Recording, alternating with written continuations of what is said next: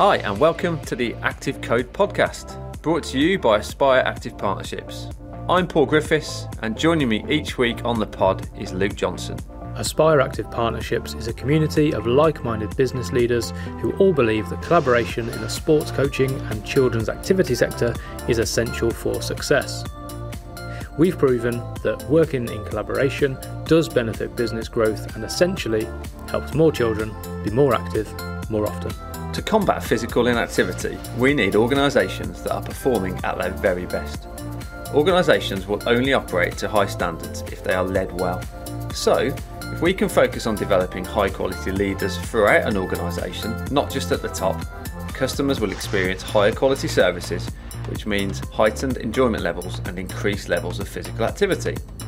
And if we do this at an early age, we know that we can build the foundations for a more active, happier and healthier life. The Active Code investigates what it really takes to be a successful leader and how organisations can combat physical inactivity. We won't be alone through this journey. We are joined by business owners and experts from our sector, as well as inspirational people from outside our industry. We'll understand the importance of physical activity to our guests, reflect on leadership experiences, and gain thought-provoking insights on how we can crack the Active Code and get more children more active more often. If you like what you hear, please leave us a rating and subscribe wherever you get your pods. Our guest on this week's podcast is Harvey Grout, Managing Director at Careers in Sport. Careers in Sport offer the latest news, jobs and career advice to help you land your dream role in the sports industry. We all know the role physical activity and sport can play in people's lives, and Careers in Sport helps those that are motivated and seeking the opportunity to make a difference a chance to work with children, young people and adults to inspire change.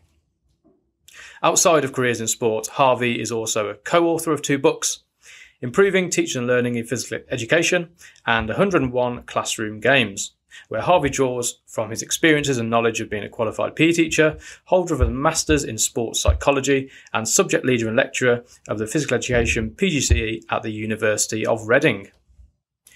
During this episode, we shall hear Harvey's thoughts on how we can engage those who aren't motivated to take part in physical activity, what leaders in our sector can learn from organisations outside of our sector, and how we can get more children more active more often. Harvey, welcome to the Active Code podcast. Thank you very much. Great to be here. Harvey, you've managed to squeeze time in for this podcast between managing things at Careers in Sport and being a subject leader at the University of Reading. So firstly, thank you for that. And to start with, could you expand on your career journey to date? Yeah, no problem.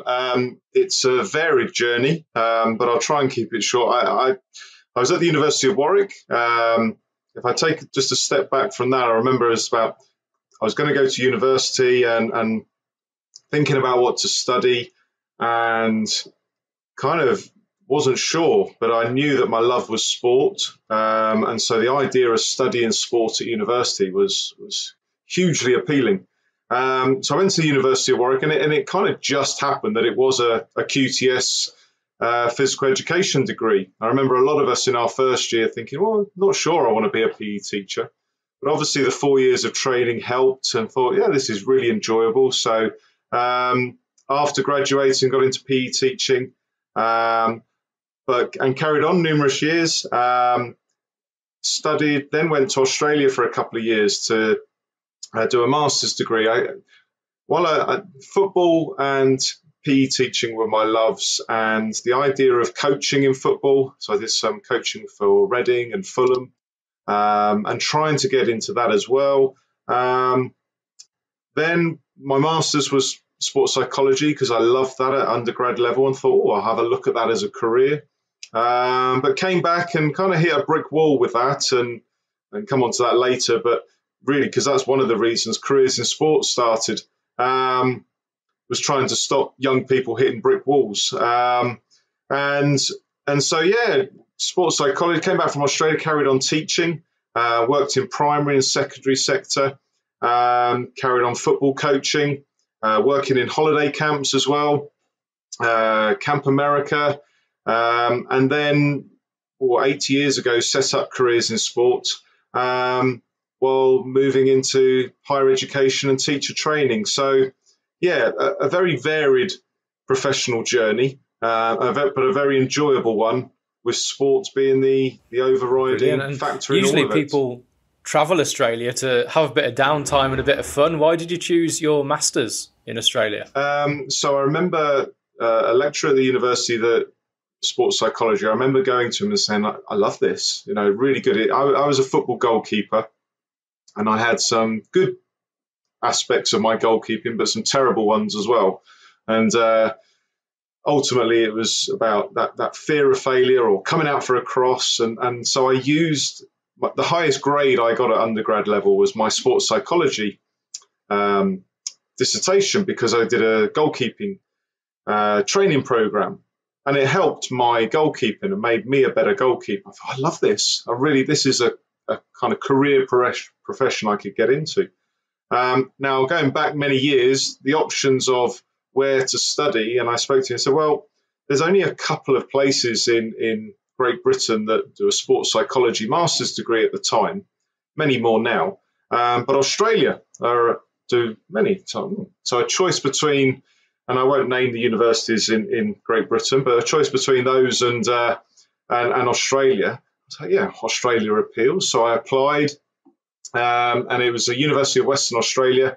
I got a housemaster position at a school, so I was teaching and coaching as well and studying.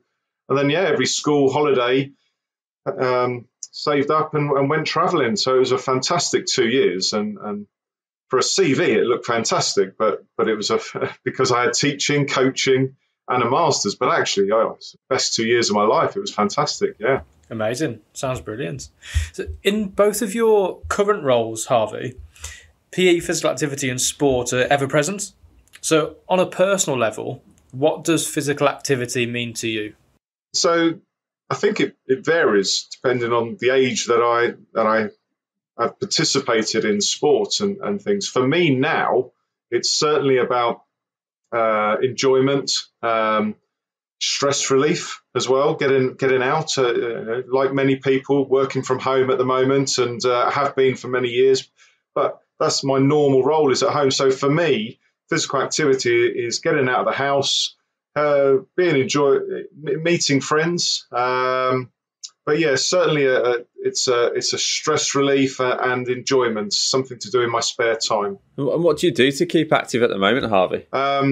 You asked me this time last year, and I would have said not a lot, but now a lot more. So like many, I did the running part in the new year. So do a lot of running.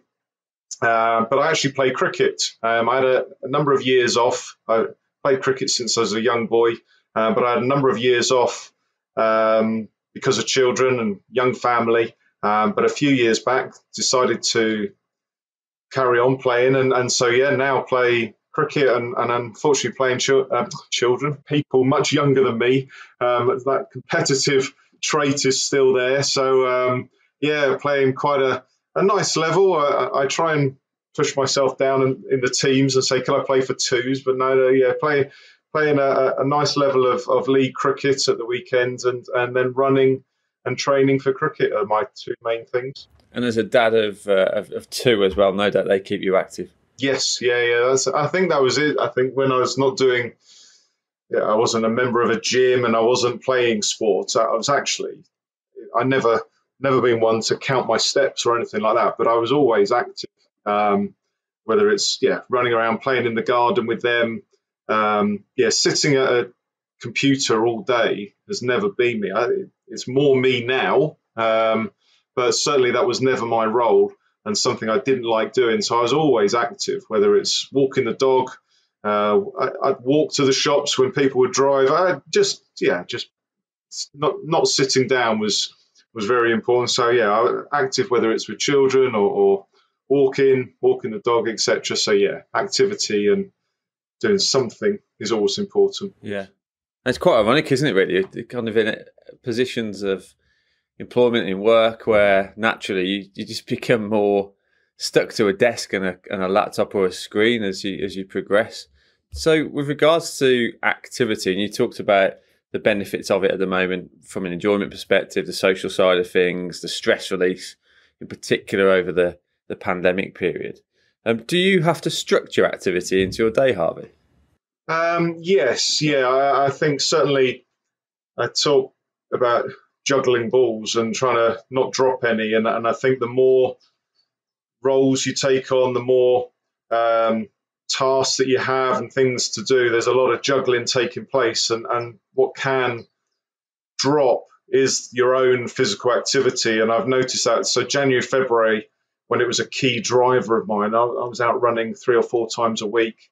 More recently, not so much. And that's something I've got to be aware of. I am aware of, but actually have to now action and make sure you do it. It's very easy to go, well, I've got so much on, sit here, do this, get it all done, and actually neglect your own time for the things that are important. If it is a stress relief, which I've said it is, and it is for me, then it's important I do it. One of the reasons I stopped cricket a few years back, because it almost felt like work. But I was so busy having to get there, quickly get done, and then rush back and things like this. So it wasn't. I'd lost the enjoyment from it, and then having a few years away from it made me miss it, but also realise the importance of physical activity, the importance that it does offer, and that it shouldn't feel like work. It should be enjoyable, and as soon as it doesn't become enjoyable, then you stop doing it, and then you lose the other benefits that it obviously brings in terms of, clearly we talk about stress and the psychological factor, but obviously clearly the physical factor and your heart and your health, and all of those things that we almost take for granted, but as you get older you shouldn't take for granted, and they become far more important. I'm sitting here nodding my head because a very similar journey from an activity sporting perspective as well. Young family, I played cricket a hell of a lot, and I got to that point actually. As you said it, I couldn't explain it any better myself. As to, it felt like another day at work. It's a very long day. You kind of struggle to get there. You get to the game probably an hour and a half before, and then the game starts, and kind of on the side a bit, and you're sitting there thinking, I feel maybe a bit of guilt because you should be spending time with the family, or could be doing things at the house and other things, and you get to a point where you just don't enjoy it anymore. And maybe I'm coming to that point of getting the whites back on, Harvey. Maybe you're talking me around, because I do miss it. I think it's a social side as well. I don't know if you found that from that kind of team environment perspective. I think I missed that first. Absolutely, yeah. I decided to join a new club and almost a fresh start. I didn't want to go into my old club and things like that. I thought, let's try a new club and see how it goes. And I tried a couple, and even before my first full season, the one before, I went to training, and for various reasons, I just was always asked, was I available for the league game Saturday? And for various reasons, I wasn't. It was always something on, and whether it's family life or my wife's work and things like that, it just meant I couldn't play, and it became a bit embarrassing. I was like, so sorry, I'm not available. And so I had to commit. If I'm going to do it, I had to commit to it. And I found this fantastic cricket club, and so sociable. I mean, the game on Saturday, the team had 20-year-olds, 30-year-olds, 40-year-olds, and 50-year-olds, and it was great. And it was a competitive game.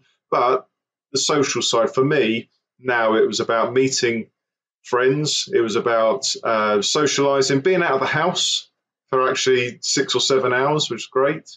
And yeah, just having a bit of space, a bit of time, something different. So yeah, absolutely love it, and really look forward to it. Apart from the weather. Right, weather. I don't like the cold. Yeah, I feel your pain on that one. That's definitely a fair weather cricketer and golfer as well. Forget the cold and wet weather. Forget and that. Golfer, yes, absolutely. Being the opposite, I'm from a rugby background, so that's our ideal weather. That is quite wet, quite cold. No, for me it's golf. I could, and cricket. Sunshine would be great. So yeah, all the time. You've highlighted how you keep active and the benefits to you, Harvey. Our focus is getting children and young people active. There are many ways to engage young people in physical activity, whether being through direct delivery, providing resources and content, which I know are available on your website, and being a positive role model. So when working with students on the PGCE, what advice do you give them to engage the unengaged in physical activity? Yeah, it's a great question and a really important one. I've worked in teacher training for a few years now, and the people that come onto the course clearly love sport, and more often than not, they're very good at sport themselves, and that's one of their key drivers to becoming a PE teacher. Also, they like working with young children, but certainly throughout their time as a pupil, as a student, they've been in the first team, they've enjoyed sport, they've been successful at it, and they perhaps haven't seen the other side of whether it's physical education lessons or children not taking part in physical activity sport after school. So that really is an important part of highlighting to them, because sometimes it can be an eye-opener to them when they take a lesson and half the children don't enjoy the lesson, don't enjoy PE, don't want to be there. What do you mean you don't want to be? It's PE. I love PE. I love sport. And it's a really important thing that they need to be aware of. And something that we highlight is that actually the reality is a lot of children, and I don't know the exact percentage really, but a lot of children, far more than people like us that love sport and work in the sports industry realize, but certainly from an education point of view, lots of children, PE is their worst lesson. For all of us here and perhaps listening to this podcast, it was our favourite lesson. But for many, it's their worst lesson. And so it is really important. The focus for them on their lessons is that they consider those pupils, those students, and how to engage them. And we discuss various ways on that. But certainly the first part is acknowledging that they exist. And not just going, well, you should like sport. I love sport. So, yeah, certainly a key part, an early part of the course is highlighting that to them. And then the second part of the course is really asking them why they're on the course. I don't want them on the course if it's just because they love sport and they like coaching, for example. Coaching is different to teaching and physical education. So why are they on the course? And so that's a key part as well in terms of the key objectives of training them. And Harvey, as well, you mentioned there about I completely agree that a lot of people just expect every child, especially in the primary environment, to enjoy PE, and unfortunately it's not the case at the moment.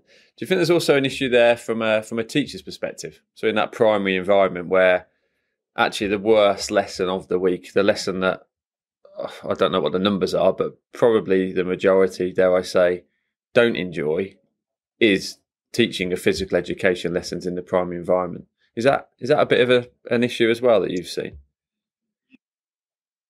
Yeah, definitely. Part of my role previously at the university was training the undergrad and postgrad primary school teachers to deliver physical education in schools. Now, bearing in mind, some of them, the postgrads get 12, maybe 16 hours of physical education training because they've got to learn each subject or be competent enough. So I'd have groups of 30 and say 200 of them. And so the 200, I'd say at least 85%, the fear that they had of delivering physical education in their primary school was genuine. And so I spent the first hour really was just discussing with them because they were turning up to the lecture, turning up to their training. These are going to be key people about to deliver and be the role model to primary school children. And so a key driver was the first part was trying to get rid of their negativity towards their own experience of physical education because they have to be the positive role model. Now, going into teaching, they were aware of that. And so that wasn't the problem. but actually trying to educate them in the short amount of time possible in terms of how to deliver high quality is the problem, and still remains a problem in terms of the amount of hours they get. Because if I take that group, the first hour was really just a discussion. Okay, hands up if you really didn't enjoy physical education at school. And as I said, 85% of them, hands up. So, okay, well, why? And I'd write down all these things that they would say about their negative experience. I said, well, there's your first lesson. Don't do any of that. And there were various things on there to talk about, but there were lots of things that are easily avoidable. And so, yes, trying to make sure that they didn't have the negative experience. They didn't teach how they were taught, but then also providing ideas of what physical education should be, how it should be delivered, the key aims of it, which they were fully on board with. They understood the health benefits, the reason for physical activity, physical education. They understood it. They just weren't sure how to deliver it and meet. What were some of those barriers, Harvey? And you mentioned like the lists of barriers, but what just give us an idea of what kind of things were they writing down? I think often with primary school it was kit, and schools have changed a lot of that recently in terms of tight shorts and things like this, all of those things. So kits was a thing, but certainly the embarrassment of the example is in maths, if you get a sum wrong, 5 plus 5 and a student puts 8. The maths teacher doesn't stand up and go, "Excuse me, everybody, this child here has just put 8 at 5 plus 5. Look, hello, everyone, look." And then all the children laugh. Well, the teacher would never do that. And yet in PE, we have this spotlight on all of this. So if you can't do a forward roll, or you're struggling with something, or you miss the ball, you've got a lot of people watching you. And so that fear of poor performance, poor success, just a fear of almost embarrassing yourself is a genuine fear of everyone. All of us don't like making a fool of ourselves.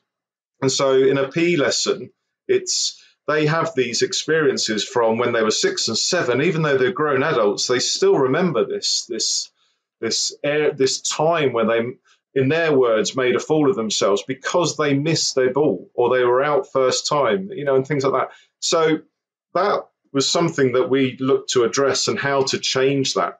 And certainly not putting the spotlight on people so all their friends could see them almost fail at something was an important part. So that was a key part in terms of having a go, but also pitching the activity at the right level is important. Differentiating the activity, giving them tasks to achieve, and if they can achieve that one, move on to the slightly harder task and progress. So pupils progress at a suitable pace and a suitable level for them.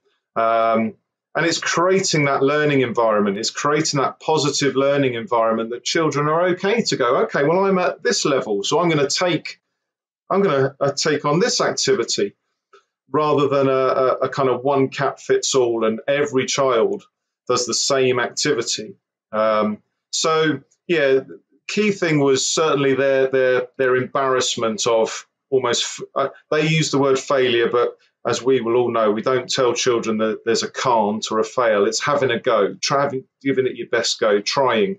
So but putting them in that right environment that they do have a go, trial it, but they also are aware of how to make it slightly easier, how to make it slightly harder, and so they challenge themselves and don't feel as if they need to think about the worry of failing. Is actually they feel more about the challenge of success. I completely agree on that point, Harvey. And I think we could end up in that vicious circle, couldn't we? Where we've got teachers that are coming through and people that work in primary that if there's 85% of teachers are lacking confidence, knowledge, skills in the teaching of the lesson, obviously that is going to have a detrimental effect on those children that they're working with, and the impact that can have on their approach to the lesson, or if they're not enjoying it, they're not really overly confident in doing PE. If they've got teachers in their school that aren't really helping them and pushing them along in the right direction, then we're in that vicious circle, aren't we? And that's really difficult then to get out of. So it sounds like there's a big leadership piece with regards to that, with the initial teacher training from a primary perspective. Teacher training and just primary education in terms of physical education. I mean, I was part of the school sport partnership back in the day. I mean, the government, Labour and Conservatives, have spent a lot of money on primary sports, whether it's school sport partnership before and that system, and now there's the PE premium and money going in. But the reality is, I don't want to go too political, but the situation where primary school teachers probably feel a little bit more competent now and confident to deliver PE. But considering the amount of money that's been spent, if we take the secondary education part, there's a team of PE teachers delivering physical education. Well, you're going to have a situation, as you rightly allude to, is that a child finishes, if they're in a primary school where it's their teachers, none of them enjoy PE, and it's a pass the buck type of thing. Those 11-year-olds go to secondary, and many of them struggle. I've taught 11-year-olds that cannot throw or catch and poor coordination because, through no fault of their own, they've been in a primary school where they didn't have the level of training or competence from the teachers to deliver effective physical education. Now, it has changed a lot, has improved. But you still have a situation where a lot of primary schools are relying on, well, external coaches. That's another debate. But external companies coming in to deliver physical education, or delivering having their own small budget and time to train up, which is a really, really important subject. And so, yes, there's certainly a huge area of debate and discussion in terms of quality of improving primary education. Yeah, in terms of the leadership side of things, now, if we just focus on that for a moment, who's the most inspirational leader that you've worked with?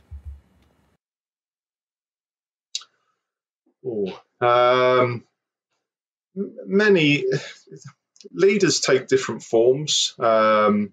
It's people that you play with, people that you work with.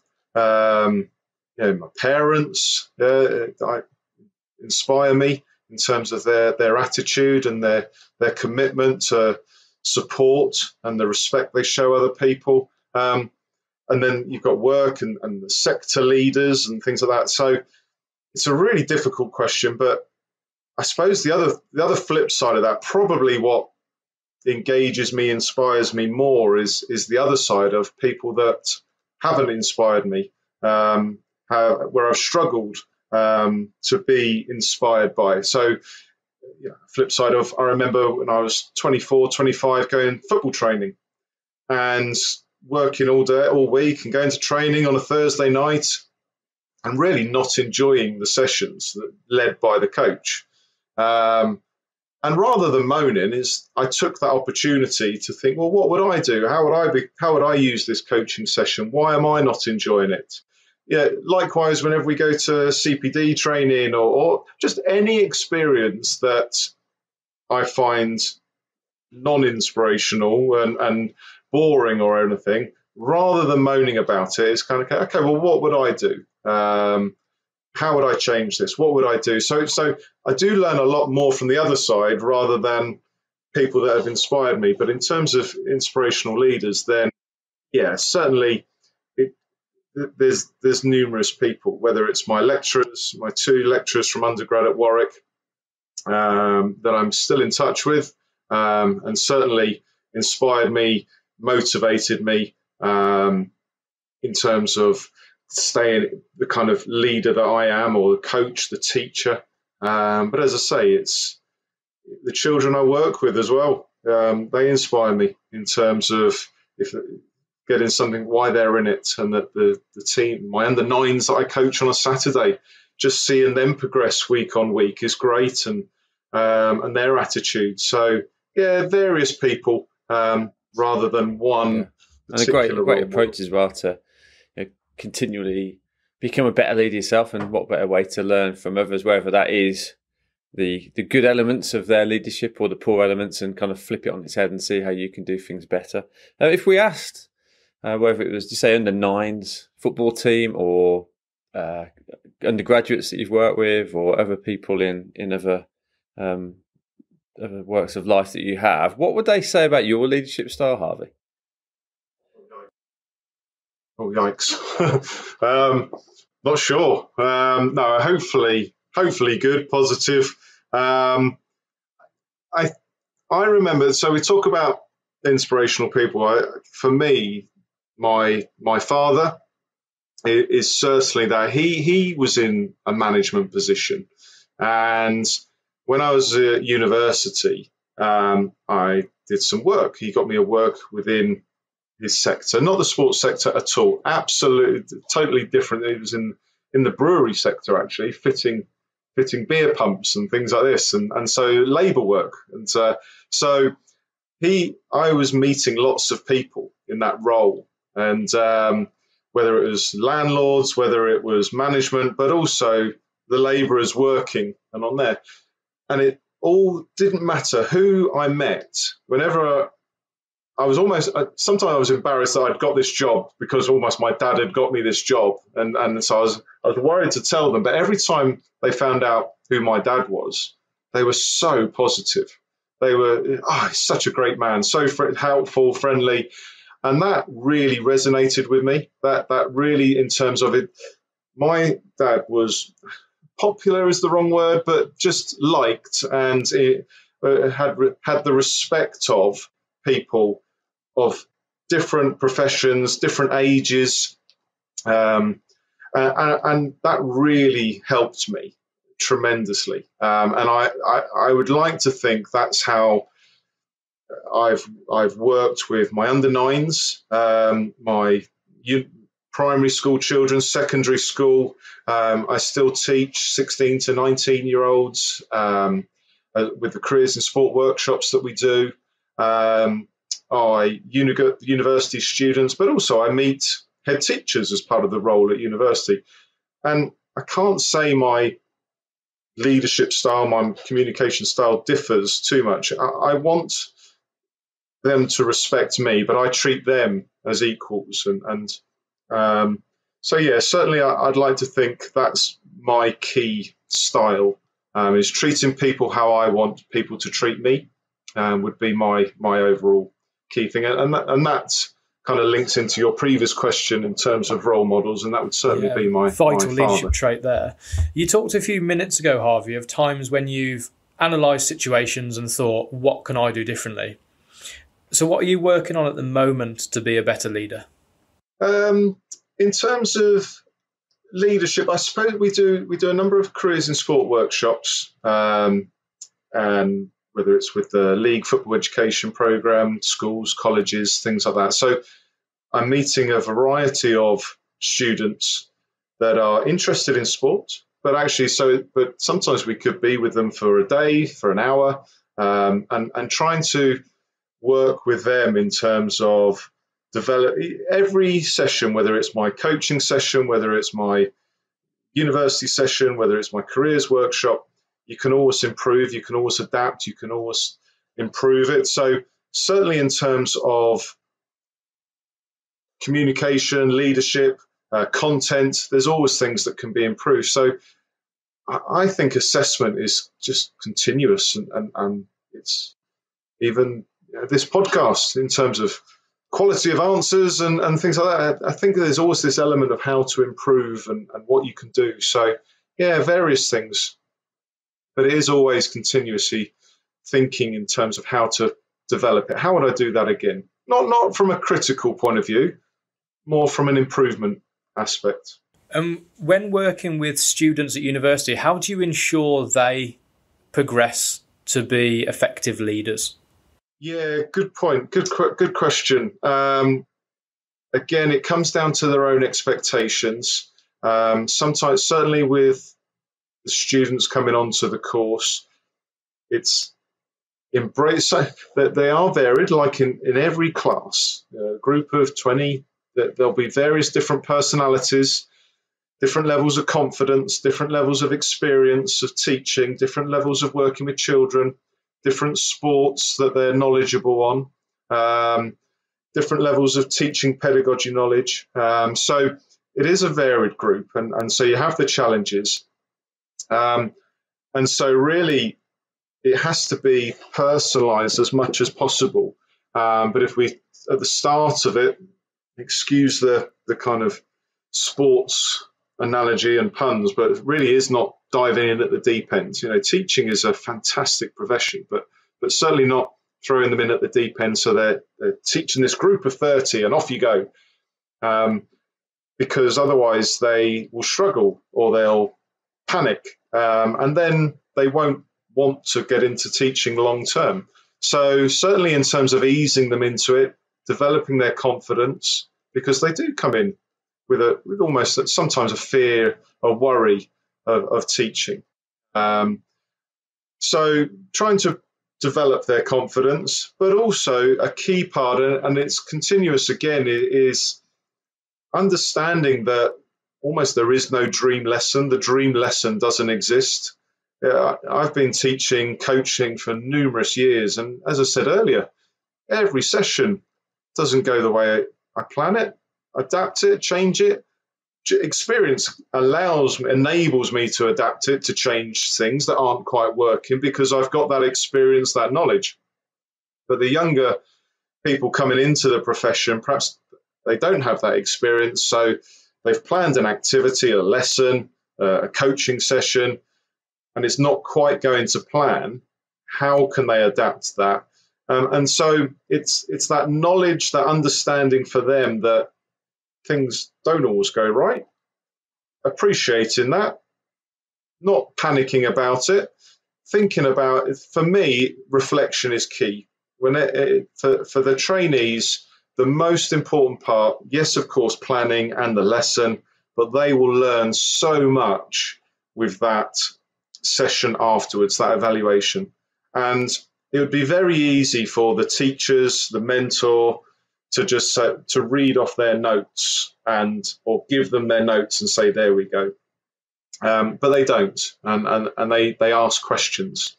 And the teachers, the trainee teachers, ask, what went well?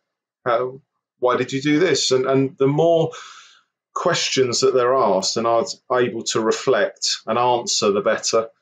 So for them, it's this knowledge. So I'm conducting school visits now, and I'll see 10 trainees. Well, there'll be 10 different quality of lessons, but it doesn't matter. If whoever teaches the best lesson, they're still going to get constructive feedback, some questions to reflect on how it could be slightly improved. It'll still be what went well, and how would you adapt that? And then the lesson that didn't go very well, it's not all-out criticism at all. It's what went well, and how would you make it slightly better? How would you progress? So whatever level they're at, it's about understanding the benefit, the positives, but also, okay, well, if you were to teach that next lesson again in an hour's time, what would you do? How would you make it slightly better? So it doesn't matter whatever level or quality of lesson that was, the feedback's still the same, but it's really important that they have that desire not to be just taking in all the information.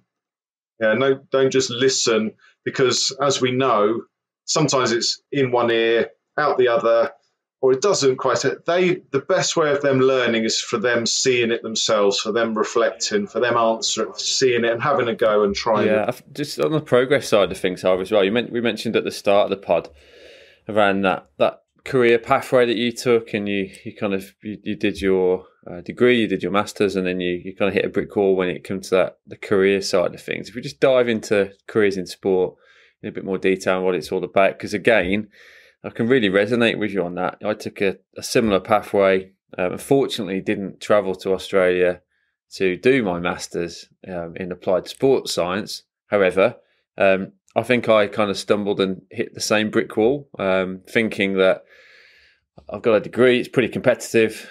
I'm going to struggle to get into a career, so I'll do a master's, because if I do a master's, I'll be able to get a job. Now, that wasn't the case. Fortunately, Aspire was set up just shortly after I finished my masters, actually. So, no regrets on that at all. But is that still the case where we've got people going through university and not really getting that experience? Yes, but getting a lot better, I have to say, all round. So sport remains extremely popular. If I go back many, many years to when I was looking, I was even shocked that you could go to university and study sport. There wasn't that many options. It was kind of sport and exercise science and sport studies were your two. Now, if you go on UCAS and just put in sport in the search term, 1,500 degrees come up with sport in the title, and 115 universities or institutes offering a sports degree. So in that sense, it's fantastic. In terms of the opportunities available, there's 175,000, 200,000 students just studying BTEC, GCSE, A-level, PE, university, and then going on to university as well. So you've got a bigger pool of people studying sport, but that issue of jobs in sport still exists.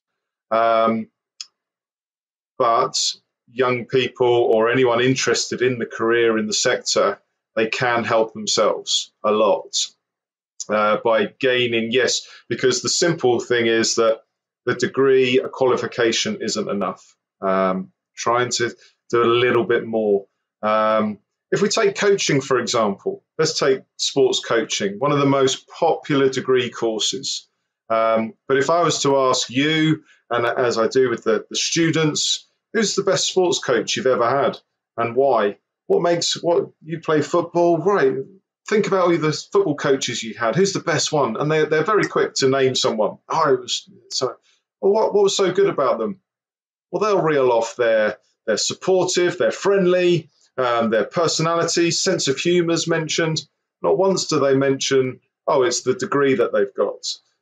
Yes, of course you need qualifications in certain roles. But in terms of coaching, for example, you could have a first-class degree, a master's degree, you could have a PhD in sports coaching.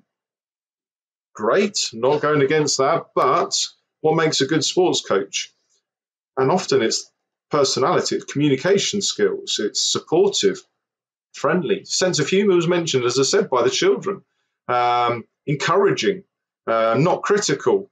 And all of these things, well, you can't really get the communication, you can't get a degree in communication skills, you can't get a qualification in sense of humour, but you can certainly you develop those traits by having a go, training, coaching, giving it a go.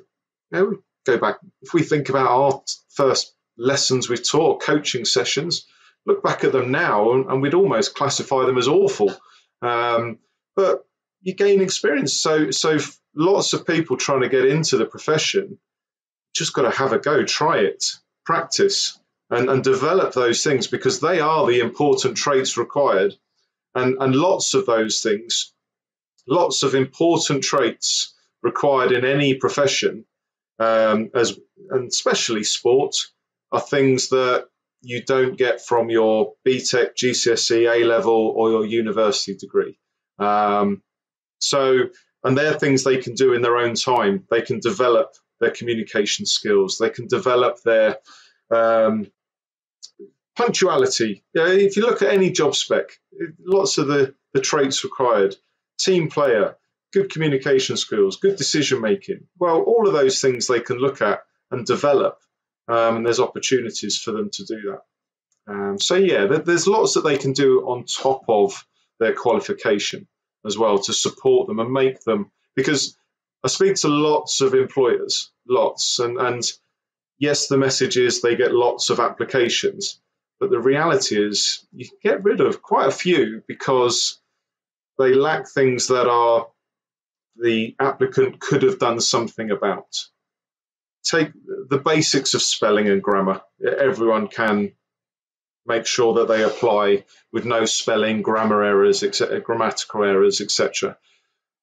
But lots of people start applying for a job and go, I better get some experience. Oh, how do I've got good communication skills. Well, you can write it.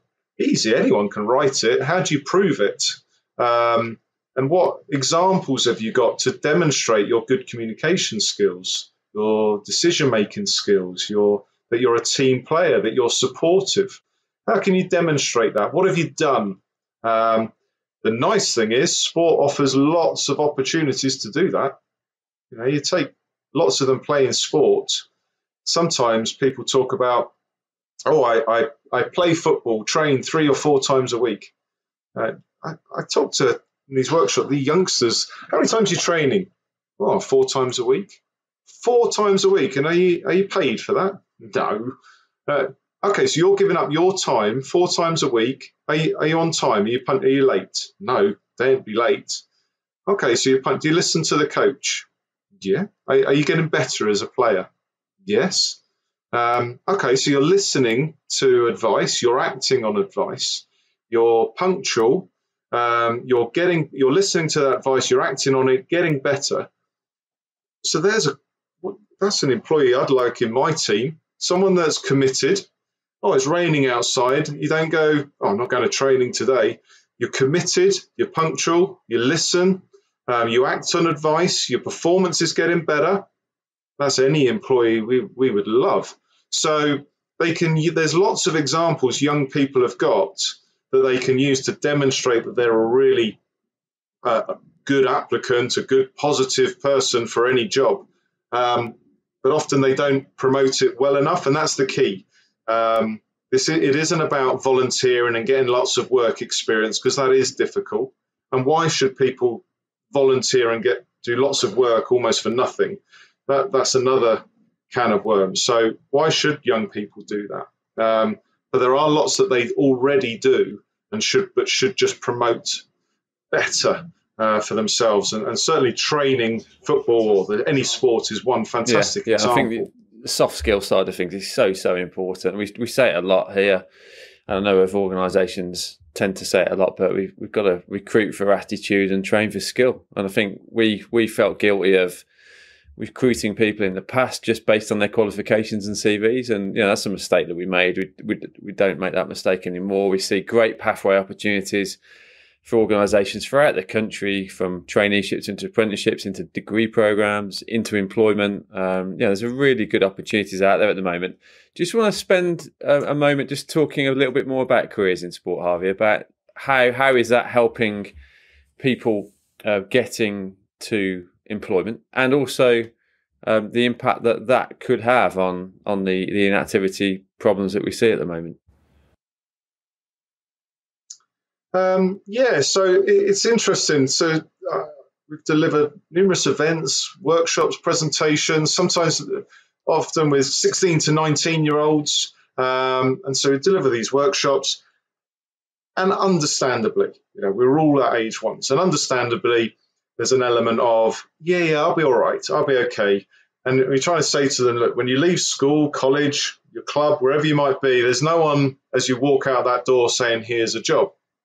So that's the hard part. You've got to try and get them to understand that it is difficult. There are things they need to do. But we've all been that age. We understand that, I'll be okay, don't worry. But what has been interesting recently, I've had numerous meetings and met not so young professionals anymore, because Careers in Sport has been running a few years, and people that are now in management positions that said, oh yes, I used Careers in Sport as a student or a university. And that's been the best part, is that I might not get the initial kind of satisfaction reward as I walk out of a workshop or presentation. You never know, because they're quite one-offs, you never quite know. And likewise with a website, you never quite know. You can provide the information, you can be there, but how much do they access? How much does it resonate with them? How much do they take on board? How much more importantly do they action and do something? And what's been nice is speaking to people that have recently gone, I used your website when I was a student, and I found it really beneficial, really useful. And so that's the nice part. My Careers in Sport was set up because I hit brick walls, and I didn't want young people to hit the same brick walls. That if they want to get into a particular job, it's our responsibility, whether it's careers in sport, whether it's teachers, careers advisors, parents. It's not to say to young people they can't, all right, what they can't do. It's to say, okay, well, if that's what you really want, let's give you as much of the information and the tools required of how to get there.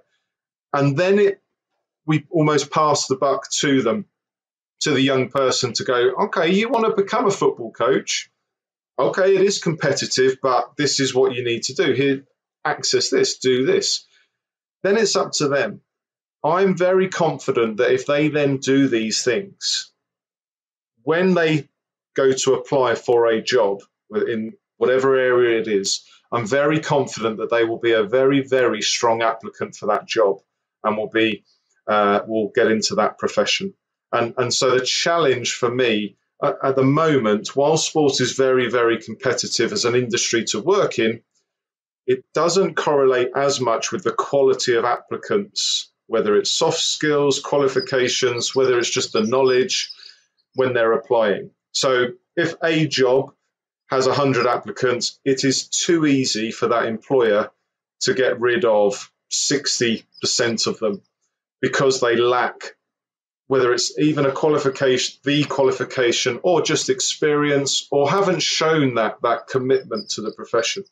And so actually, for an employer, it's quite easy to shortlist and get 5 people for that interview. Okay, it might be 10 out of that 100, and then narrowing it down to 5. And then that job interview is a different hurdle, and the last hurdle.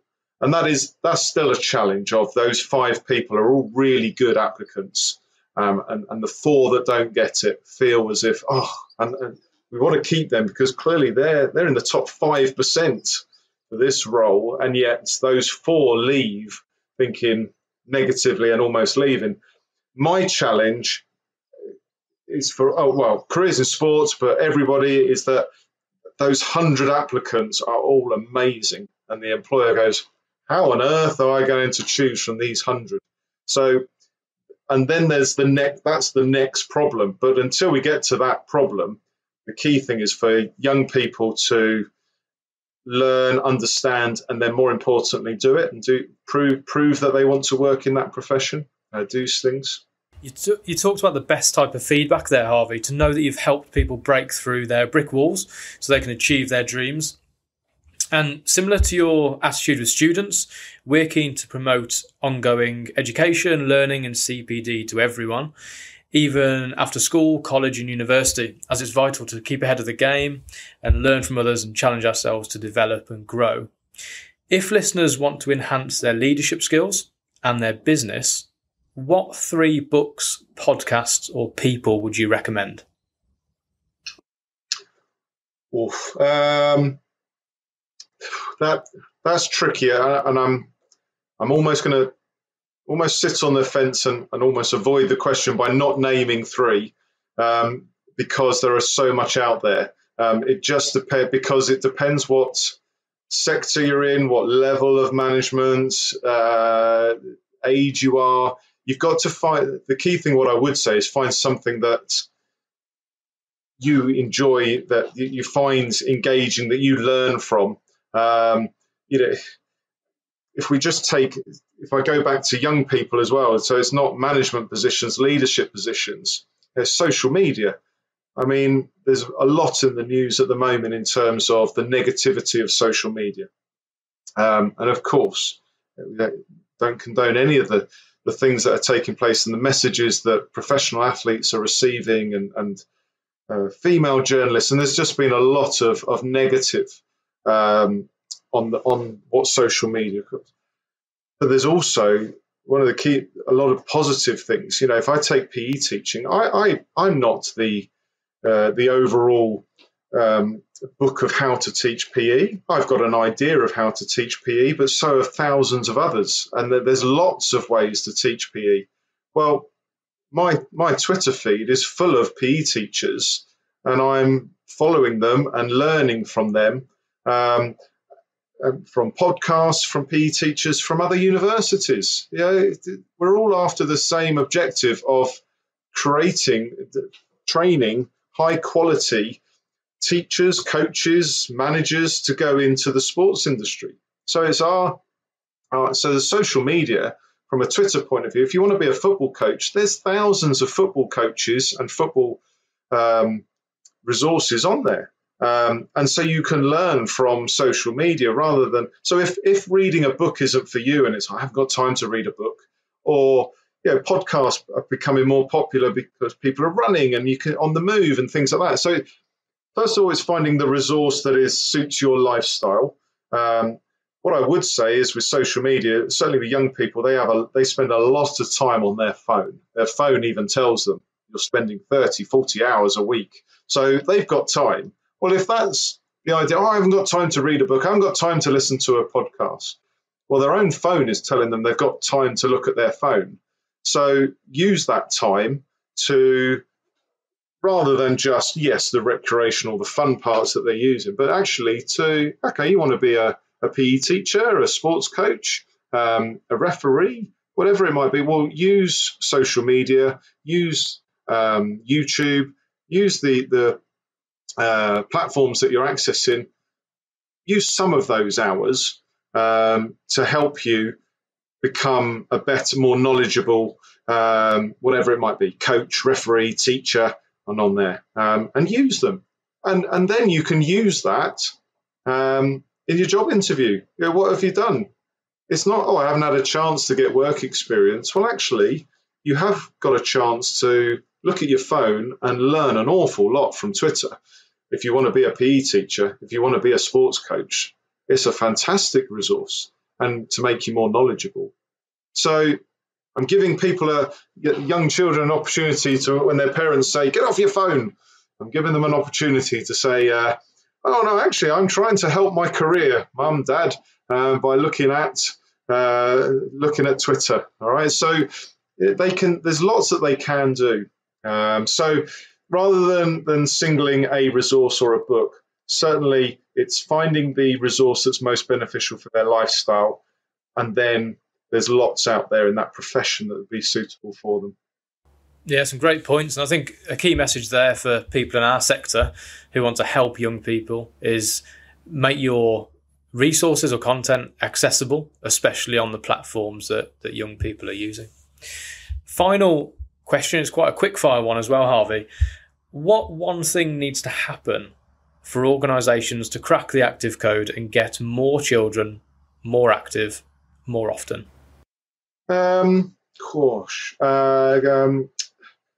What I would say is that I think there is. I'm in discussions with Sport England, SIMSPA. I know that it's a key priority. Perhaps that wasn't the case if we go back 10, 15, 20 years ago. There is definitely a key focus now in terms of the need, the importance of physical activity for everyone. Sport England look at our country at all ages, but certainly with young people, and the pandemic has highlighted that with regards mental health for young people, but the importance of physical activity. So I know that, and that's what we need, whether it's government support that links into Sport England, that gets the SIMSPA funding and leads into where that money goes. So the training is there, the opportunities for people. So it's an exciting time. I hope that there's been a few false dawns over many years in terms of people wanting or needing, understanding, should I say, the need for young people, young children to be physically active. But I do think, if nothing else, the pandemic has highlighted that need for young children to be physically active, the importance of it. And so I think here is our opportunity to highlight it. If we go back to the Olympics, that was seen as this key part. Well, the Olympics is from commercial but very professional and elite athletes. Why is that going to engage someone that doesn't enjoy physical activity, doesn't enjoy their PE lesson? Why is the Olympics going to generate and inspire a younger generation? It's going to inspire those that already love sport. But I think the pandemic is another side where actually people that perhaps didn't see the benefits of physical activity, weren't engaged in it, now we've got them on board as well, because they can see the impact the pandemic or just staying at home, being inactive has had on young children. Now we've got the support of both sides, those that didn't quite see it, plus high-level support from government, Sport England, SIMSPA, which will feed down to the people like Aspire, Careers in Sport, universities, schools that have always loved and engaged and understood the benefits. We've got a really good opportunity now, and I hope that the sports industry, the sector, the education sector grab it and we make the most of it for the sake of the young children, really. Yeah, I think in real tough times, I've heard this a lot over the last 12, 14 months of the pandemic, that from tough times, good opportunities arise. And let's hope that is the case for those many children who have really struggled to engage in activity over those periods of times. And from a strategic perspective, if the likes of Sport England and government in particular are really putting an emphasis on it and a strong focus, not just a short-term fix again, it's got to be a long-term focus. Let's really hope that does turn the tables on activity levels. Harvey, thank you so much for your time today. Before we round this off, Careers in Sport's been mentioned several times. For those people that would like to look at the website in more detail, would you share where people can find out more information about Careers in Sport? Yeah, no problem. Well, if you Google or any search, just put in Careers in Sport, it comes up. But it is www.careers-in-sport.co.uk. We're actually just working on a program that we hope to launch next month to support young people, a mentoring program and an employability program that we're going to launch. So excited by that. The website's got careers advice, jobs, lots of information on there. Going back to it, the key part, there's 100+ profiles. The key part is that if you want to be a PE teacher, the best person to provide advice on how to be a PE teacher or what it's like is your PE teacher. Well, there's a football referee on there, there's a football coach, there's a sports physio. We've accessed lots of people in the profession high up and said, okay, you've achieved what lots of people want to be. How have you become a sports physio in the FA or for Leeds Rhinos? How have you got there? And that's their given advice. So that's the essence of Careers in Sport, is if that's what you want to be, well, there's articles, there's interviews, there's profiles. It just depends what stage of your career you're at. For lots of young people, it's, I love sport, but I haven't got a clue. Well, then there's 100 profiles just to have a look and see that there's more than just football coaching or PE teacher. There's a vast array of professions. You work in the sports industry, and as you said earlier, you had your degree, and now you've got an opportunity. Yes, it's not out on the field 9 to 5, but for us, it's the diversity of it. Yes, recording a podcast, but coaching, getting into schools, interviewing. It's being in the sports industry, which is the fun part. And so, yes, it's accessing the profiles, it's accessing articles, gaining that information, and then just seeing perhaps, okay, well, now I'm after a job. Let's have a look at the jobs board. So there's plenty out there.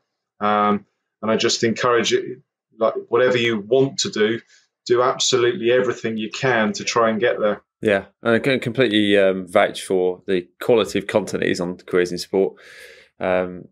It's a really good resource for young people, but also for employers as well that are looking to attract the right people and give something back as well. So yeah, thanks again, Harvey, for your time on the pod today. Really appreciate it. It's been really interesting to hear about the vast range of experiences that you've had and how you've helped that shape your journey and also the journey of many other people that you come across in your own career. So thank you for that. It's clearly all about continuous improvement, which I fully agree with. And it's also really good to know that you're back on the cricket field, and I hope that that weather stays nice and fine for you this summer. So thanks for your time, Harvey. No problem at all. Join us next time for the Active Code podcast. Remember to subscribe to the podcast so you don't miss an episode. You can connect with us on Twitter @aspire_partners and find out more about us and the network at www.aspireactivepartnerships.co.uk.